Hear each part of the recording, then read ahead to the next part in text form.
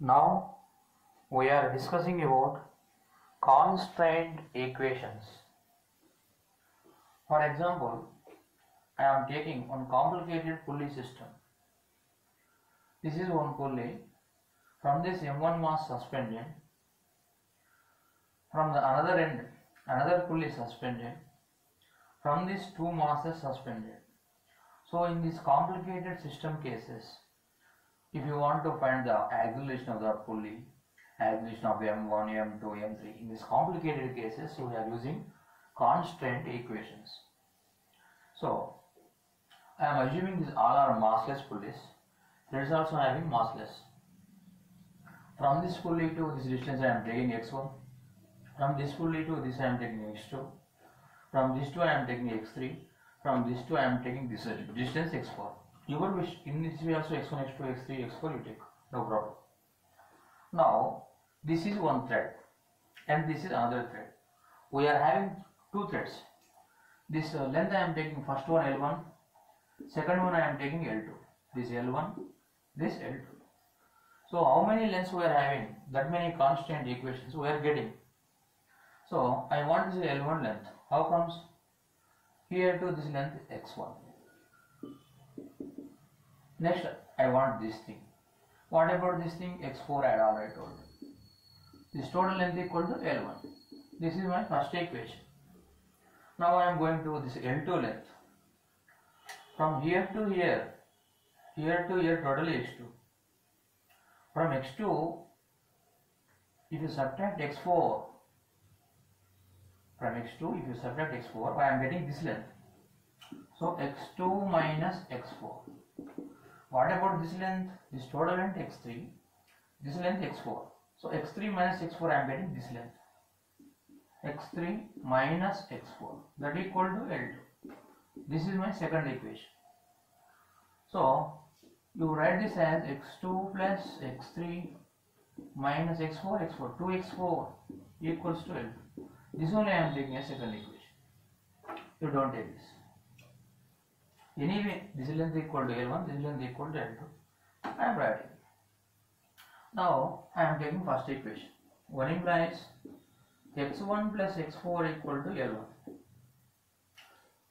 One time I am doing differentiation. Then what happens? dx by dt happens. So what we are writing here? dx1 by dt plus dx4 by dt, that equals to differentiation of L1 with respect to t. Here what is the x length?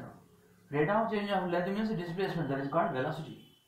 So you write this as v1 plus v4, that equals to, if it is coming in this way, sometimes in this going length decreasing, sometimes in this coming length here increasing, here decreasing, but total length of the thread constant only. So differentiation of constant 0. So this is my third equation. Again I am doing differentiation. Then what happens? dv1 by differentiation of v1 with respect to t, differentiation of v4 with respect to t equals to 0. Rate of change of velocity is called acceleration, that thing we know. So you write this as a1 plus a4 equals to 0. This is my fourth equation. In the same process, I am doing 2 times differentiation to the second equation also. Then what happens? In the x2 place we are getting a2. In the x3 place we are getting a3 minus 2a4 equals to 0. This I am taking as fifth equation. So here a1 plus a4 equals to 0 means, again you write this as a4 equals to minus a1. That a4 value you are substituting.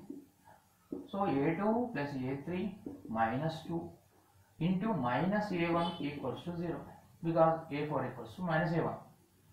Now finally I had got this a2 plus a3 plus 2a1 equals to 0. This is my fifth equation. By solving fourth and fifth equations, we are getting accelerations of 1, 2, 3, x4 also we are getting. Anything also if you want to find. It is possible by only constant equations. If you find a4, that belongs to acceleration of the pulley. If you have found a1, that belongs to acceleration of the M1 block. If you had found a2, that belongs to acceleration of the M2 block. If we had found A3, that belongs to acceleration of the A3 block.